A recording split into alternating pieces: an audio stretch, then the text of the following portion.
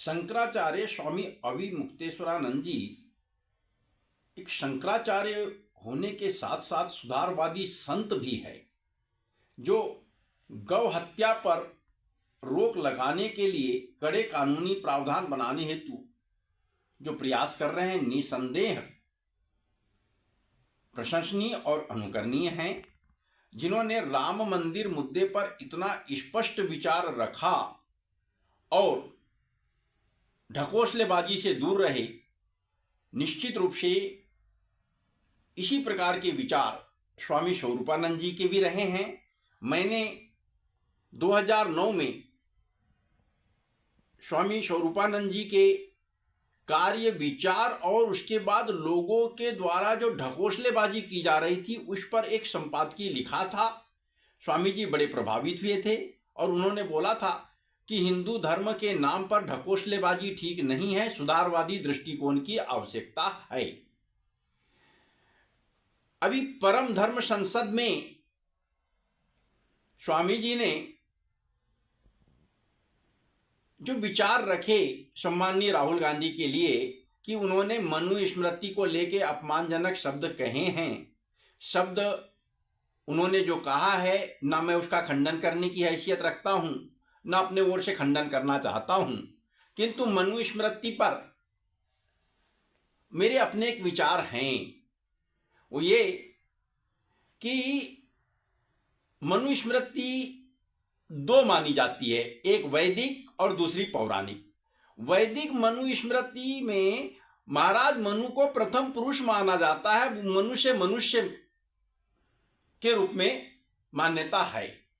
तो जो उनका परिवार बड़ा, कई पीढ़ी तक उन्होंने राज किया, कोई बने बनाए राज के राजा नहीं थे, तो उसमें जो संख्या बढ़ी तो उनमें उन्होंने काम बांटे थे, काम को धारण करने के लिए बोले थे और उस धारण किए हुए काम के आधार पर उनके वंश आगे बढ़े और वही जाति में शायद बदली होगी। लेकिन महाराज मनु के सामने के समय जाति व्यवस्था नहीं बनी थी, ये सब मानते हैं। अब मनुस्मृति पर कई अध्ययन हुए हैं, शोध हुए हैं। कुछ शोधों में सामने बात आई है कि वैदिक मनुस्मृति में मात्र 205 श्लोक ही थे। उसके बाद किसी ने 222 कहा है तो किसी ने 240 तक कहे हैं। लेकिन बाद में जो मनुस्मृति सामने आई है, जो पौराणिक मनुस्मृति है, पुरानी मनुस्मृति जो वास्तविक प्रति जो है उसकी, वो तो कहीं किसी को दिखाई देती नहीं है। तो जो दूसरी मनुस्मृति आई है जो पौराणिक है, उसमें किसी में 2684 श्लोक हैं तो किसी में 2964 श्लोक हैं। तो बाद में किसी ने और एक नई मनुस्मृति के बारे में बताया है जिसमें 3340 श्लोक होने की बात की जा रही। तो इतने श्लोक आए कहाँ से? जब महाराज मनु के टाइम में जाति व्यवस्था नहीं बनी थी, उन्होंने सिर्फ कार्य का विभाजन किया था और फिर बाद में ऐसी ऐसी बातें आई है जिसमें जाति का उल्लेख है। शूद्र के लिए बहुत अपमानजनक शब्द बोले गए हैं, महिलाओं के लिए अपमानजनक शब्द बोले गए हैं। तो उन बातों को कोई भी स्वीकार नहीं करता और इसी बात को लेकर के वर्तमान में जो रायगढ़ जिला है महाराष्ट्र का, वहाँ महाड़ नामक स्थान है, वहाँ 25 दिसंबर 1927 को मनुस्मृति को जलाया गया था। तो कौन सी मनुस्मृति जलाई गई थी? उस समय जो मनुस्मृति की एक प्रति हाथ में थी वो विलियम जोनास जो अंग्रेज थे उनके द्वारा ट्रांसलेट की हुई प्रति भी थी, जिन्होंने काशी के कुछ पंडितों ने कहा था कि मुस्लिमों के लिए शरिया कानून और नियम है तो हिंदुओं के लिए कौन से हैं? तो आप उन्होंने बता दिया कि मनुस्मृति है। उसके आधार पर विलियम जोनास ने ये मनुस्मृति अंग्रेजी में लिख दिया ट्रांसलेट करके और उससे बड़ी भ्रांतियां पैदा होने लगी।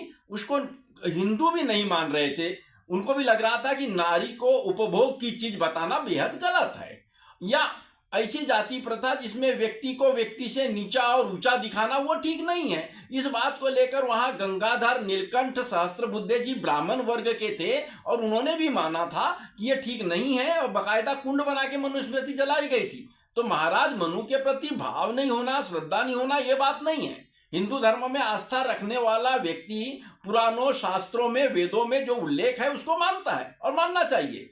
लेकिन अब मुझे नहीं लगता कि सम्माननीय राहुल गांधी जो पूरे देश की यात्रा किए हैं वे हिंदू धर्म के खिलाफ कुछ बात बोल सकते हैं? बिल्कुल नहीं बोलते।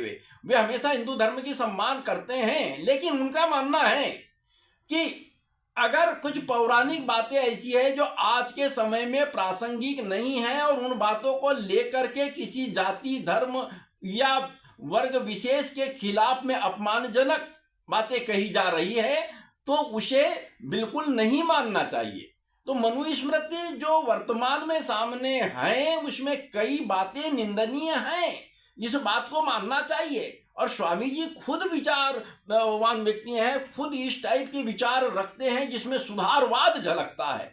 तो सुधारवादी दृष्टिकोण वाले स्वामी जी परम धर्म संसद में जो बात रखे हैं, मेरा विचार है, मेरा आग्रह है कि उस पर पुनर्विचार करें कि भाई मनुस्मृति वास्तव में कौन सी है। क्या हम सिर्फ मनुस्मृति के नाम पर किसी वर्ग विशेष को या महिलाओं को प्रताड़ित कर सकते हैं? क्या इसकी अनुमति आज के समय में दी जा सकती है? आज के समय में जो चीज प्रासंगिक नहीं है उसको हम आदर्श के रूप में कैसे माने? ये महत्वपूर्ण बात है। और स्वामी जी का व्यक्तित्व खुद ही मीमांसाकारी है, वो मीमांसा करते हैं। तब उनको इस बात को समझना चाहिए कि राहुल गांधी किन बातों को लेकर आपत्ति कर रहे हैं। केवल एक शब्द का अर्थ का अनर्थ निकाल देने मात्र से किसी व्यक्ति को हिंदू धर्म से बहिष्कृत कर देने की बात तो मुझको समझ में नहीं आ रही है, क्योंकि हिंदू धर्म विराट है, ये मानने वाला विषय है, धारण करने वाला विषय है। इसमें किसको रखा गया और किसको निकाला गया ये बात मुझको समझ में नहीं आ रही है, क्योंकि हिंदू धर्म विराट है, ये मानने वाला विषय है, धारण करने वाला विषय है। इसमें किसको रखा गया और किसको निकाला गया ये बात तो किसी के भी गले से नीचे नहीं उतरेगी।